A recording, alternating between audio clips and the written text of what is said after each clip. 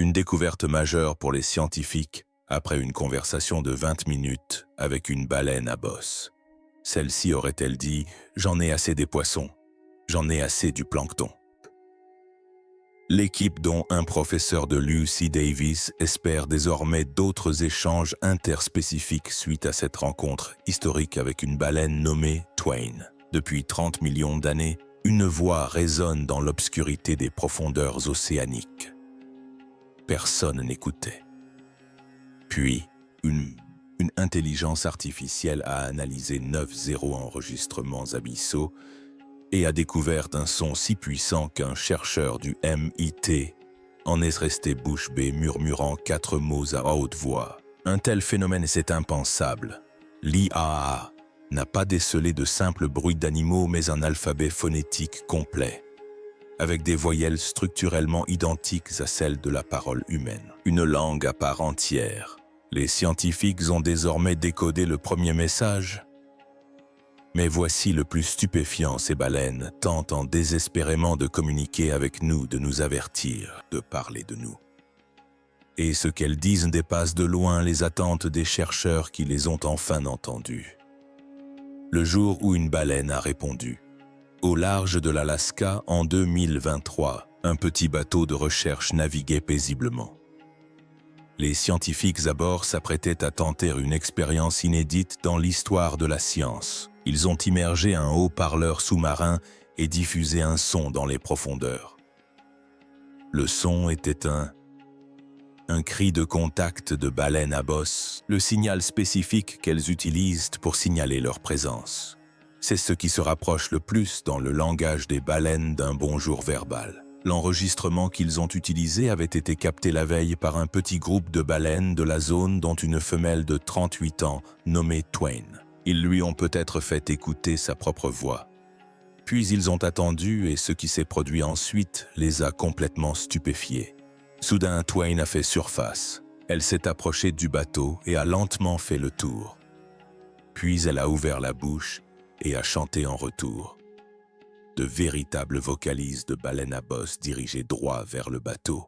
En réponse directe à l'appel que les scientifiques venaient de diffuser, elle ne s'est pas contentée d'une seule réplique pour s'éloigner. Chaque fois que le scientifique diffusait l'appel de contact par haut-parleur, Twain répondait par ses propres sons. Le scientifique diffusait, Twain répondait. Le scientifique diffusait à nouveau. Twain répondait encore. Cela dura 20 minutes entières, une baleine sauvage en pleine mer. Elle entretenait un dialogue vocal avec un groupe de personnes sur un bateau. La chercheuse principale, la docteure Brenda McCowan de l'UC Davis, a déclaré par la suite « Nous pensons qu'il s'agit du premier échange communicatif entre des humains et des baleines à bosse dans leur propre langage. » Mais ce qui a véritablement stupéfié les scientifiques, ce n'était pas seulement le fait qu'elles répondent, mais aussi le timing de ces réponses. Entre chaque vocalisation diffusée par les scientifiques, il y avait une pause naturelle, un intervalle précis. Une baleine à bosse interrompt généralement une conversation avant que l'autre ne soit censé répondre. Twain attendait cette pause à chaque fois et la comblait par sa réponse, exactement comme on attend que l'autre personne ait fini de parler avant de répondre. Elle ne vocalisait pas au hasard. Elle savait quand c'était à son tour de parler. Ce moment quasi impossible n'est pas apparu par hasard. Quelques années auparavant, le biologiste marin David Gruber, seul dans son bureau à l'Institut Radcliffe de Harvard, écoutait des enregistrements de cachalots qu'il avait recueillis lors d'une étude sur les méduses dans les Caraïbes. Les sons qui sortaient de ses écouteurs étaient des clics mécaniques rapides qui se succédaient à intervalles réguliers. Il les avait entendus des centaines de fois. Chaque fois qu'il retirait ses écouteurs et poursuivait son chemin, il supposait que ces sons n'étaient rien. Un bruit de fonte animale, pensait-il que la science avait déjà identifié depuis longtemps. Soudain, Shafi Goldware, cryptographe au MIT, passa devant la porte ouverte de son bureau et s'arrêta net. Elle resta un instant à écouter. Puis, se tournant vers Gruber, elle dit « On dirait du morse. Avez-vous essayé d'utiliser l'apprentissage automatique pour le décoder ?» Le Morse est un système de communication où des combinaisons spécifiques de signaux courts et longs représentent différentes lettres et différents mots. Il a servi pendant des décennies à envoyer des messages militaires secrets à travers le monde. Son décryptage requiert un expert formé qui sait précisément ce qu'il faut rechercher. Golda Meir était cette experte.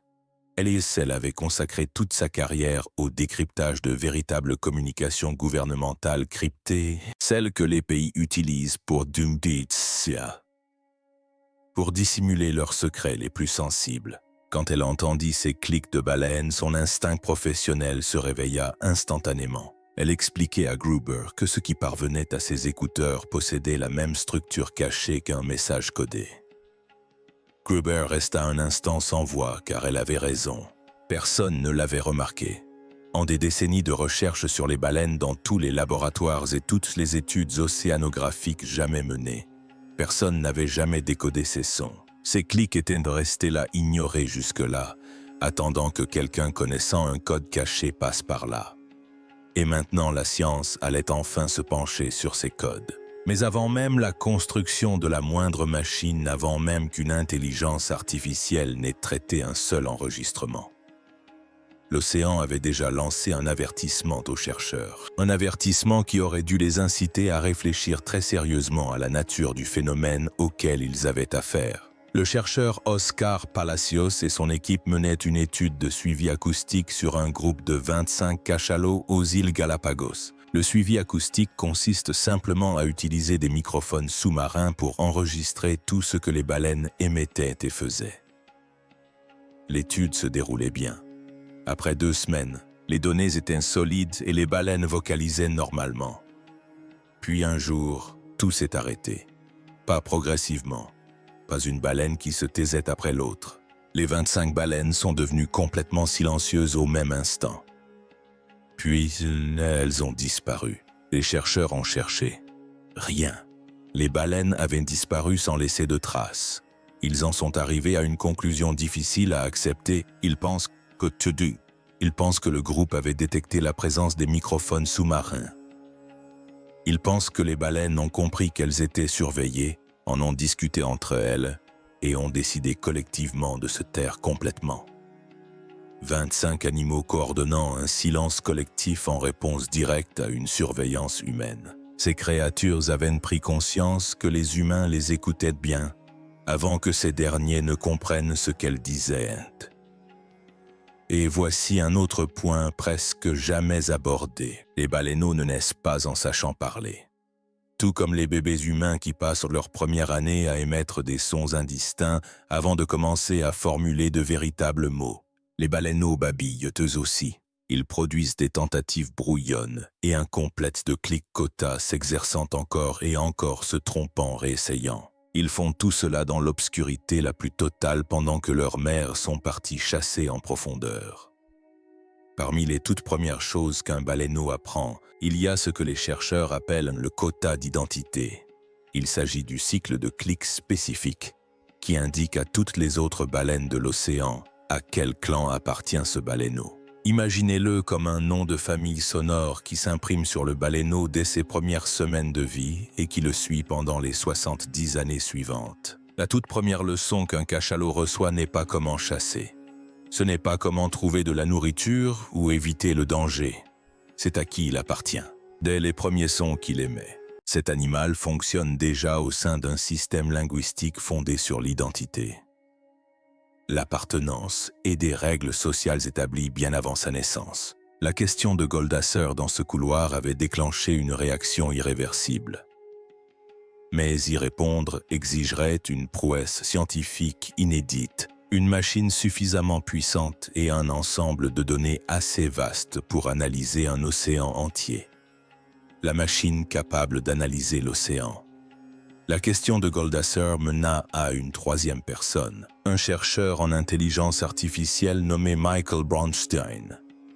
Il expliqua que la même technologie d'apprentissage profond qui alimente des outils comme le ChatGPT, une IA entraînée à comprendre et à produire le langage humain, pourrait théoriquement être appliquée à la communication animale. À une condition toutefois, il fallait suffisamment de données. Cette exigence fondamentale a été le moteur du projet de biologie marine le plus ambitieux jamais entrepris. En 2020, ce projet a été officiellement baptisé CETI, acronyme de Citation Translation Initiative, de traduction des citations. Le terme scientifique désignant la famille d'animaux qui comprend les baleines et les dauphins est cachalot. Le projet a réuni des chercheurs du MIT de Harvard, de l'UC Berkeley et de 15 autres institutions. L'objectif était à la fois simple et colossal, utiliser l'intelligence artificielle pour décoder les communications entre les cachalots. L'équipe a choisi l'île caribéenne de la Dominique comme base. Cette zone océanique est l'un des rares endroits au monde où des familles de cachalots sur plusieurs générations reviennent année après année sans faute. Il ne s'agissait pas d'animaux anonymes de passage. Les familles étaient connues, les matriarches avaient des noms. Leur hiérarchie sociale avait été cartographiée grâce à des décennies d'observations minutieuses en surface. C'était ce qui ressemblait le plus à un voisinage de baleines jamais découvert par la science. Le dispositif déployé par l'équipe était sans précédent en biologie marine. Ils ont installé des réseaux d'hydrophones, des microphones sous-marins déployés en permanence le long des routes migratoires des baleines. Ils ont mis au point des balises de biologage qui se fixent directement sur la peau des baleines à l'aide de ventouses. Chaque balise était équipée de 3 microphones synchronisés, capables de distinguer les voix individuelles même au sein d'une conversation de groupe. Les balises enregistraient également la position GPS, la profondeur, la température de l'eau et les données des accéléromètres qui suivaient chaque changement d'orientation du corps de la baleine au dixième de degré près. Le système n'a pas été conçu uniquement pour écouter les baleines. Il a été conçu pour enregistrer simultanément qui parlait, à qui ce qu'elle faisait physiquement à ce moment précis et l'environnement acoustique complet qui les entourait. Chaque élément de contexte susceptible d'éclairer le sens d'un son était capturé en même temps que le son lui-même. 9 enregistrements ont été intégrés à l'IA. Pendant des décennies, les scientifiques ont cru avoir parfaitement compris la communication des cachalots. Ils pensaient que ces cétacés utilisaient environ 21 séquences de clics distinctes appelées codas et que chacune avait une signification unique et fixe. Imaginez un feu tricolore. Rouge signifie « stop verte », signifiait « avant que ». Jaune signifiait « ralentir ». 3 signaux. Chacun a une seule et unique signification. On ne peut pas les mélanger, on ne peut pas les combiner. C'était l'hypothèse de base. C'était ce qu'affirmaient les manuels. Les découvertes de l'IA ont bouleversé toutes ces théories. Elle a identifié 156 codas distinctes. Mais ce nombre n'était pas le plus surprenant. Ce qui a plongé les chercheurs dans un silence absolu, c'est le contenu de chaque code. Chaque code était composé de 4 parties internes modifiables et combinables pour en altérer la signification. Le premier élément est le tempo, c'est-à-dire la vitesse d'exécution des clics. On peut comparer cela à la différence entre une personne qui parle vite parce qu'elle panique et une personne qui parle lentement parce qu'elle est calme. Le deuxième élément est le rythme, soit l'intervalle entre chaque clic, qu'il soit rapproché ou espacé. Le troisième élément est l'ornementation, c'est-à-dire l'ajout de clics supplémentaires au milieu d'un motif, ce qui en modifie complètement le sens. De la même manière, l'ajout d'un seul mot à une phrase peut en changer complètement le sens. Le quatrième élément est le frottement, c'est-à-dire de subtiles variations de rythme qui ajoutent de l'émotion au son. Par exemple, la voix d'une personne devient tendue et aiguë lorsqu'elle est en colère ou lente et douce lorsqu'elle a peur. Ces 4 éléments constituaient le moteur d'un système de communication complet. Ils pouvaient être combinés et superposés pour créer des significations qu'un simple clic ne pouvait exprimer. Les scientifiques ont un terme pour désigner un système fonctionnant de cette manière, la dualité des motifs. Autrement dit, la capacité à construire une infinité de significations à partir d'un petit nombre d'éléments de base. On pensait que seuls les humains pouvaient en faire autant. L'IA vient de la découvrir chez un animal qui cliquetait dans l'obscurité la plus totale à plus d'1 kilomètre sous l'eau. Puis l'IA a fait une découverte inattendue. Une même baleine adaptait son style de communication à son interlocuteur. C'est ce qu'on appelle l'adaptation du discours à l'audience. En langage humain, c'est ce qui nous permet de parler différemment à un enfant et à un juge, pour adoucir un message destiné à une personne en souffrance. Pour adapter son discours en fonction de ce que l'on sait de l'interlocuteur. La conception d'un message adapté à l'audience ne se limite pas au langage et à la mémoire. Elle exige une modélisation de l'esprit d'autrui. Elle implique de comprendre que l'autre a une perspective distincte de la nôtre. L'IA a découvert ce qui semble être une théorie de l'esprit, la capacité de comprendre que d'autres êtres pensent et ressentent indépendamment, inscrite dans des séquences de clics chez un animal que nous considérions comme une simple source de bruit. La preuve la plus troublante que la communication des cachalots fonctionne sur de vastes distances provient d'anciens journaux manuscrits de baleiniers américains du 19e siècle. À leur arrivée dans de nouvelles zones de chasse dans le Pacifique, les baleiniers prospéraient. Ils trouvaient des baleines. Ils lançaient leurs harpons, de grandes lances métalliques fixées à une longue corde qu'ils enfonçaient dans le corps des baleines pour les tuer et les ramener au navire. Au début, leurs harpons atteignaient leurs cibles avec régularité et tuaient des baleines à un rythme soutenu. Puis quelque chose a changé. En seulement 2 ans et demi après leur arrivée, le nombre de prises réussies a chuté de 58%. Les baleines n'avaient pas changé d'océan. Elles avaient simplement commencé à échapper systématiquement aux navires de chasse. En réalité, les cachalots ayant survécu aux premières attaques avaient transmis l'alerte au reste de la population grâce à leur système de communication non seulement aux baleines voisines, mais aussi à celles qui n'avaient jamais vu de navire de chasse de leur vie. Des animaux vivant à des milliers de kilomètres de distance modifiaient leur comportement en fonction des informations reçues par le biais des clics et des codasses de baleines qu'ils n'avaient peut-être jamais rencontrées. L'historienne Bathsheba DeMuth de l'Université Brown a épluché les anciens journaux de bord des baleiniers et a découvert de nombreuses entrées où ces derniers décrivaient ce changement avec une réelle inquiétude, écrivant que les animaux semblaient communiquer entre eux et que leur comportement avait manifestement été appris de quelque part. Les baleiniers le sentaient venir, mais n'avaient aucun moyen de l'expliquer jusqu'à présent. Ces anciens journaux de bord décrivaient un phénomène qui troublait profondément les marins et qu'aucun d'eux ne pouvait expliquer. Après qu'une baleine ait été harponnée et agonise en surface, le reste du banc restait immobile. Puis les cliquetis reprenaient, intenses et différents de tout ce que les baleiniers avaient entendu auparavant. Ils les attribuèrent à des cris de détresse. Mais maintenant que nous savons que ces animaux possèdent 56 codasses, une grammaire fonctionnelle et la capacité d'adapter leur message à chaque individu, cette explication ne tient plus. Que transmettaient-ils exactement à ces moments-là? Exprimaient-ils leur chagrin à voix haute? Envoyaient-ils un avertissement à travers l'océan à toutes les baleines à portée? Enregistraient-ils ce qui venait de se passer? Le transmettaient-ils à des membres de leur famille trop éloignés pour le voir de leurs propres yeux? Nul ne le sait. Ces sons n'ont jamais été décodés.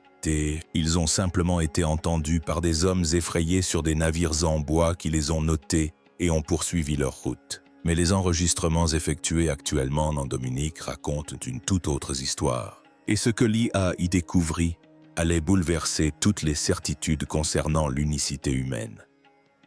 Un chercheur de l'UC Berkeley s'apprêtait à analyser ces enregistrements à un niveau inédit.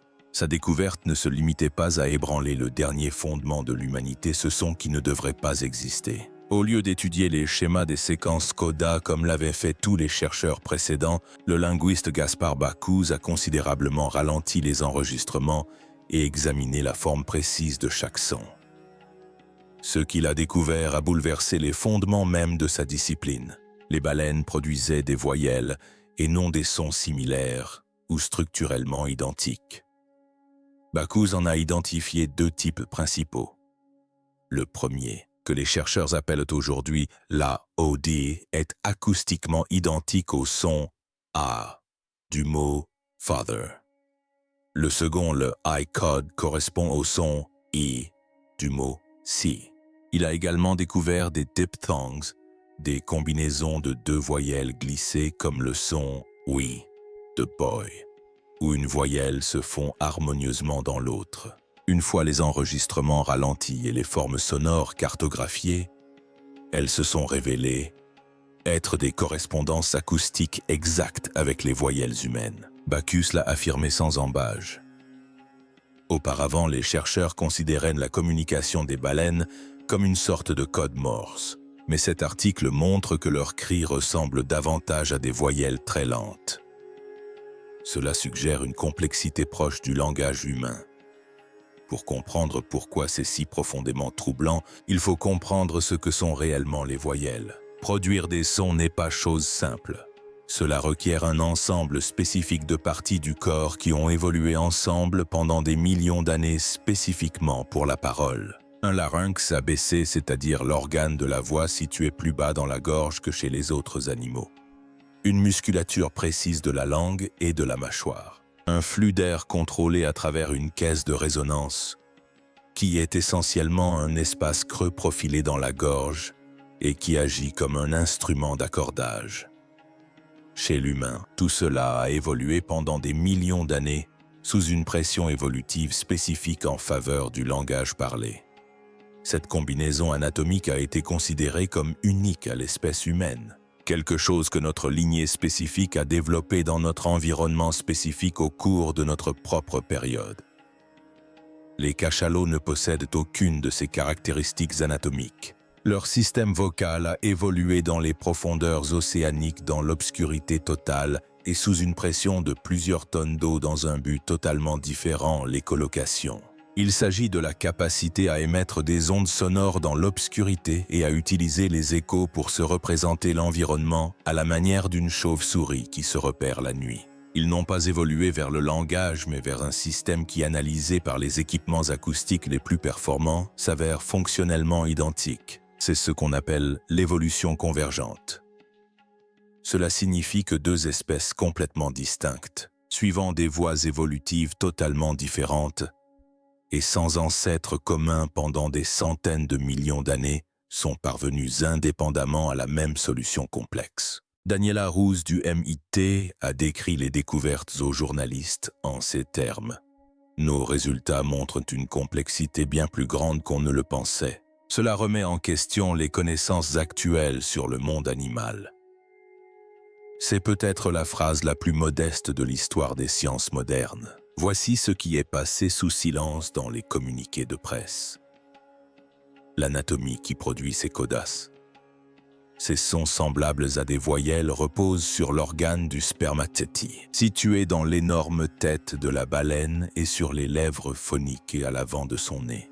L'ensemble du complexe nasal est exactement le même système qui produit le clic fatal. Les cachalots sont les animaux les plus bruyants de la planète. Leurs clics atteignent 230 décibels sous l'eau, ce qui constitue le son biologique le plus fort jamais enregistré. À titre de comparaison, un réacteur d'avion à courte distance produit 140 décibels. Le tympan humain commence à se rompre à 150 décibels, à 180 décibels. Les organes internes commencent à être endommagés.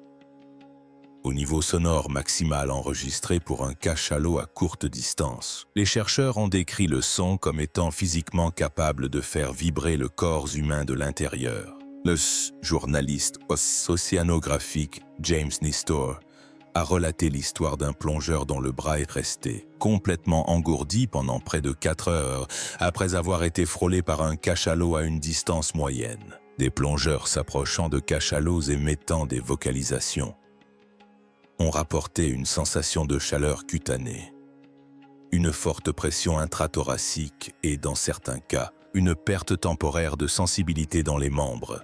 L'organe produisant ces doux codas structurés semblables à des voyelles est le même que celui capable de tuer silencieusement un être humain sans contact physique.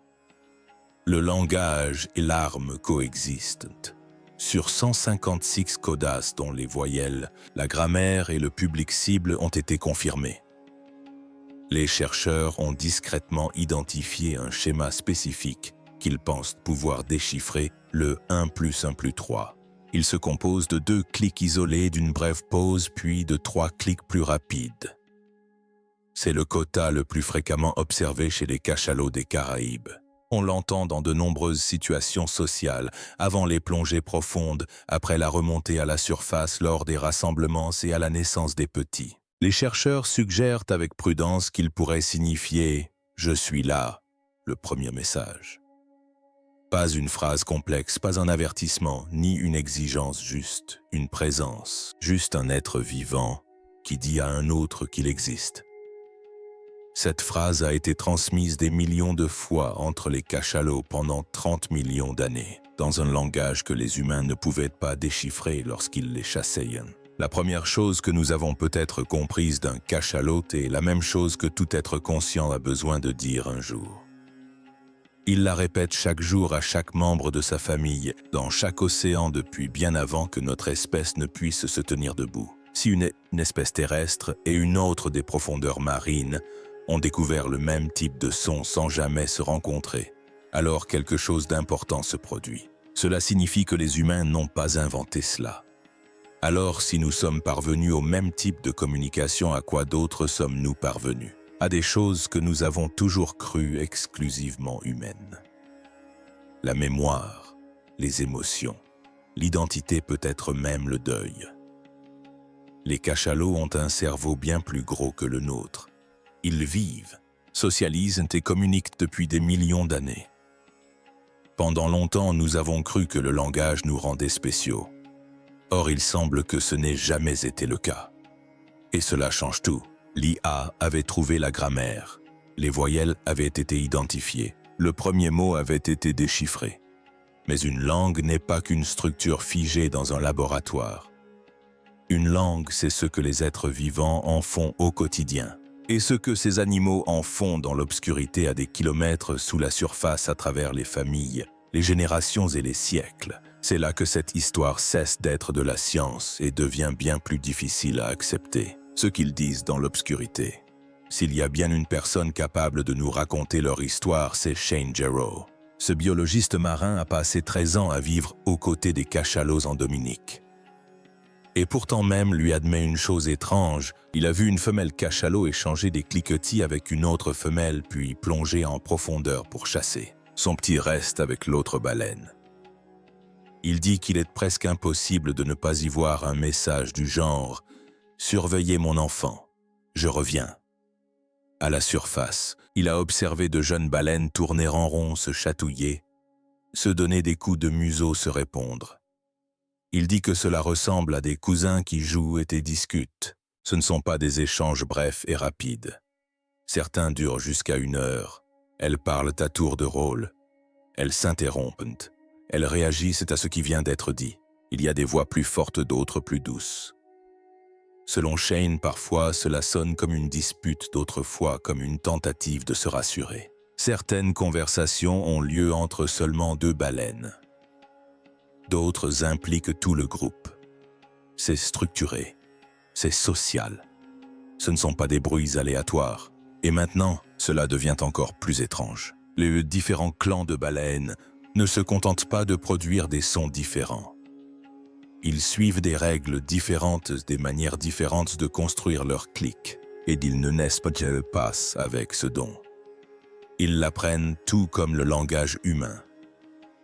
On peut déterminer avec précision à quel groupe appartient une baleine rien qu'à sa façon de parler.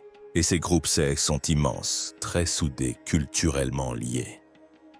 Ce sont parmi les plus grands groupes sociaux de la planète après l'espèce humaine. Voici maintenant ce qui change tout. Ils chassent dans l'obscurité la plus totale à près de 2 mètres de profondeur. Aucune lumière, aucun repère, rien à voir, seulement le son. Et pourtant ils se déplacent ensemble, coordonnent leurs plongées, rabattent leur proie, restent synchronisés sur d'immenses distances, le tout dans le noir complet, ce qui ne signifie qu'une chose. Il s'agit d'une communication en temps réel, puis vient le deuil. On a observé des femelles cachalots transporter le corps de leur baleineau mort dans l'eau, refusant de le lâcher. En 2018, une orque nommée Taloqua a poussé son baleineau nouveau-né mort le long de la côte pacifique pendant 17 jours sur une distance de plus de 1000 km. Le veau n'avait vécu que 30 minutes. Chaque fois que le petit corps glissait du haut de sa tête, elle replongeait pour le récupérer. Les chercheurs qui observaient depuis la rive craignaient réellement qu'elle ne meure de faim avant de lâcher prise. Pendant ces 17 jours, un groupe soudé de femelles s'est rassemblé autour de Taloqua et l'a entourée pendant plus de 2 heures, la serrant contre elles immobiles, l'encerclant complètement. La chercheuse Robin Baird a déclaré « Les animaux traversent une période où ils éprouvent les mêmes émotions que nous lors du décès d'un être cher. Au moins 20 espèces de baleines à travers le monde ont été observées en train de faire cela. Elles transportent leurs morts, les encerclent et refusent de les quitter. Les scientifiques parlent de comportement épileptique, c'est-à-dire un refus d'accepter la perte d'un membre du groupe. Pendant chacune de ces veillées, les baleines émettent des vocalisations. Ces enregistrements existent. Les clics échangés entre une mère en deuil et les femelles qui l'entourent ont été captés par des hydrophones. Personne ne peut encore les déchiffrer, mais nous savons désormais avec certitude qu'il ne s'agit pas de bruits parasites. Elles sont structurées, combinatoires, construites à partir de sons semblables à des voyelles et d'une grammaire que l'IA a entièrement cartographiée. Ce que dit un cachalot à sa famille à ces instants est bien réel, exprimé dans un langage bien réel, et nous ignorons ce qu'il signifie. Un cachalot peut vivre jusqu'à 70 ans. La matriarche d'une famille actuelle est peut-être née avant même l'invention du sonar sous-marin. Elle a consacré sa vie entière à transmettre son savoir à ses filles et petites-filles, les meilleurs territoires de chasse, les routes migratoires les plus sûres, les dangers à éviter, les lieux qui ont permis à la famille de survivre pendant un siècle. Lorsqu'une famille de cachalots disparaît, elle emporte avec elle des générations de connaissances océaniques qu'aucune autre famille ne possède. Shane Gero a déclaré « Leurs histoires sont plus profondes que les nôtres. Ces animaux sont là depuis bien plus longtemps que l'homme ne marche debout. Leur connaissance de cet océan s'est construite bien avant l'existence de la civilisation humaine. Et qu'elle se transmet par un langage que nous commençons seulement à déchiffrer. Mais il y a une autre dimension à cette histoire qui n'a pas encore été exprimée clairement. Ces animaux nous observent depuis très longtemps, et ils n'ont pas gardé le silence sur ce qu'ils ont vu. Alors ce qu'ils ont dit de nous, le 20 novembre 1820, le baleinier américain Essex sillonnait l'océan Pacifique à environ 500 milles nautiques à l'ouest des îles Galapagos.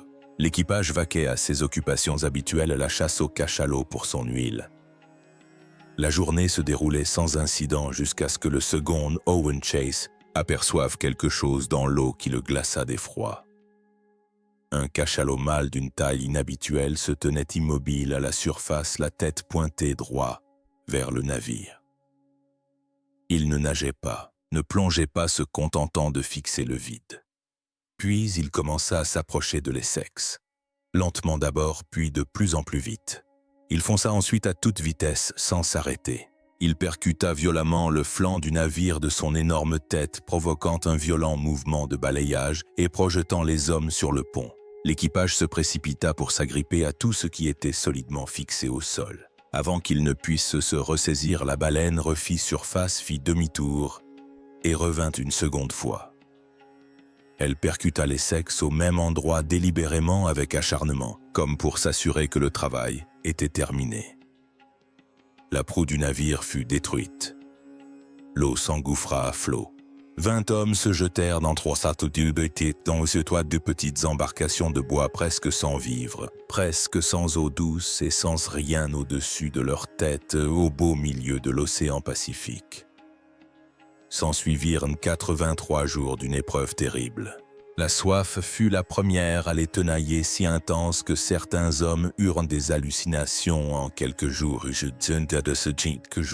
Puis les vivres vinrent à manquer et la famine s'installa lentement et atrocement. Les hommes commencèrent à mourir un à un. Leurs corps se réduisirent à l'état de squelette. Vint alors le moment qui hanta chaque survivant pour le restant de ses jours. N'ayant plus rien à manger et avec encore des jours à vivre, les survivants prirent la décision de manger les morts. Ils dépecèrent leurs camarades pour survivre. Seuls 8 des 20 hommes d'origine revinrent vivants. Cet événement réel inspira directement Moby Dick. La plupart des gens connaissent tout ce passage. Ce que la plupart des gens ignorent, c'est ceci. Des chercheurs ont par la suite constaté que juste avant l'attaque, l'équipage effectuait des réparations sur une baleinière endommagée, martelant la coque de bois et de métal à coups rapides. Ces martèlements répétés contre le bateau ont pu être perçus par le cachalot comme des cliquetis provenant de l'intérieur de l'embarcation. Si cette théorie est correcte, le cachalot n'a pas attaqué le navire par rage ou confusion. Il a attaqué ce qu'il a cru entendre comme un signal et a réagi. Une première pour un cachalot qui détruisait un navire et poussait 20 hommes à la dérive en haute mer. Il a peut-être agi ainsi parce qu'il pensait répondre à un appel. L'Essex ne fut pas le dernier. Le baleinier Anne Alexander fut éperonné et coulé par un cachalot en 1851. Le baleinier Kathleen subit le même sort en 1902.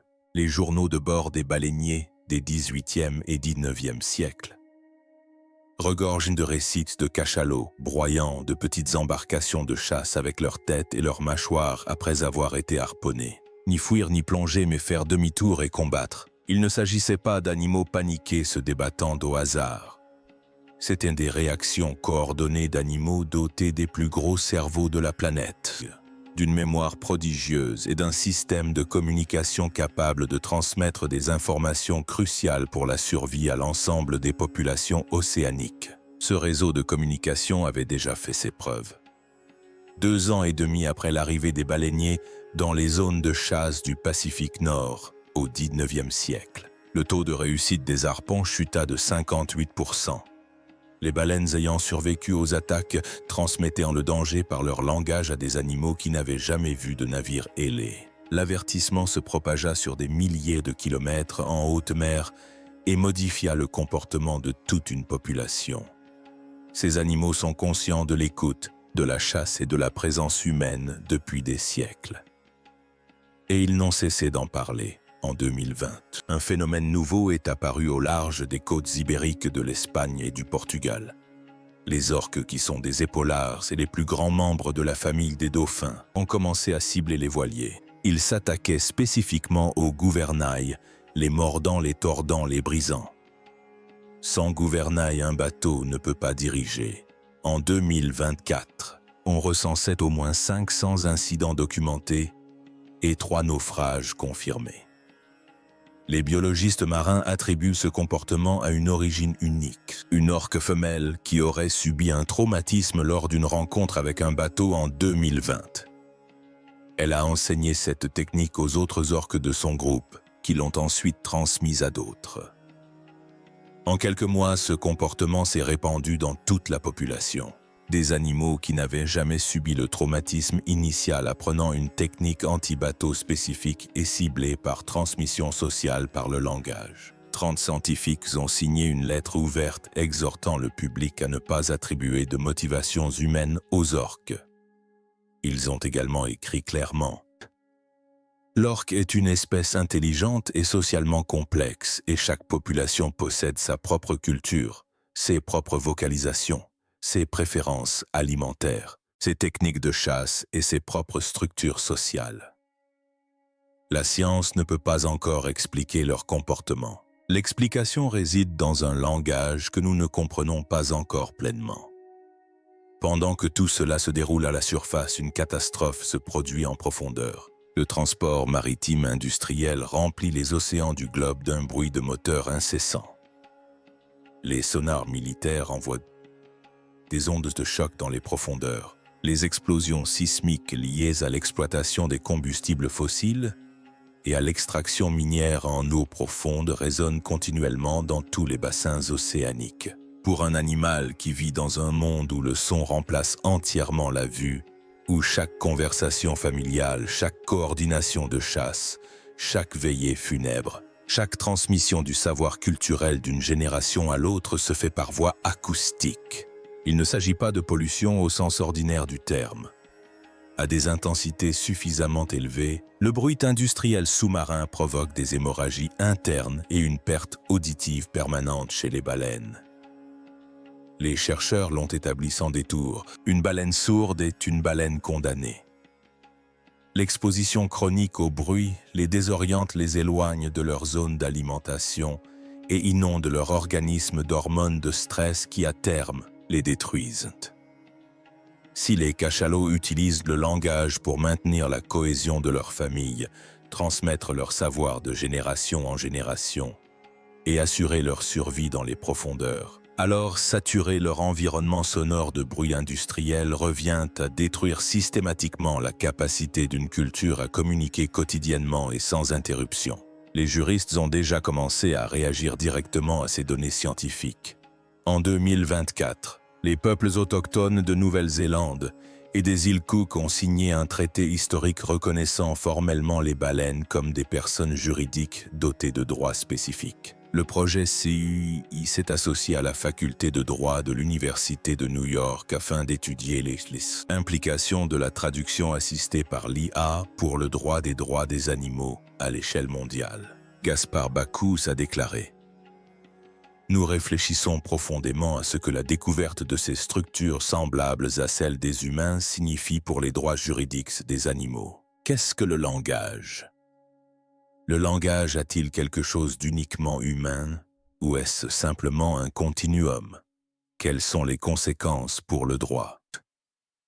La chasse commerciale à la baleine a tué des centaines de milliers de cachalots au cours du XXe siècle. Les collisions avec des navires font des dizaines de morts chaque année. Si les cachalots possèdent un langage, s'ils transmettent un savoir culturel de génération en génération, s'ils perpétuent le souvenir de la chasse dont ils ont été victimes au sein de populations océaniques entières, alors chaque navire qui a heurté un cachalot et a poursuivi sa route n'a pas seulement tué un animal.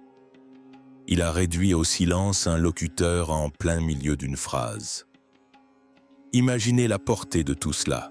Ces animaux nous observent depuis des siècles. Ils ont vu leur famille se faire harponner et ont continué à parler. Ils ont vu les 2/3 de leur espèce disparaître et ont continué à parler.